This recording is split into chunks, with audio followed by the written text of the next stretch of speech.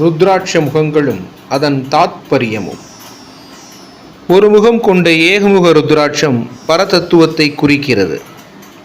இரண்டு முக ருத்ராட்சம் சிவசக்தி வடிவான அர்த்தநாரீஸ்வரரை குறிக்கிறது.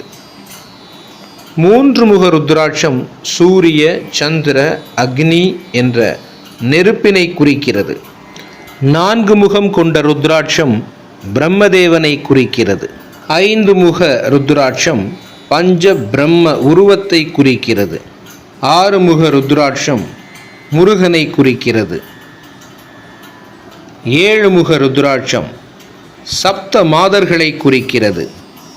எட்டு முக ருத்ராட்சம் அஷ்ட வசுக்களையும் அஷ்ட மாத்ருகா தேவியரையும் குறிக்கிறது.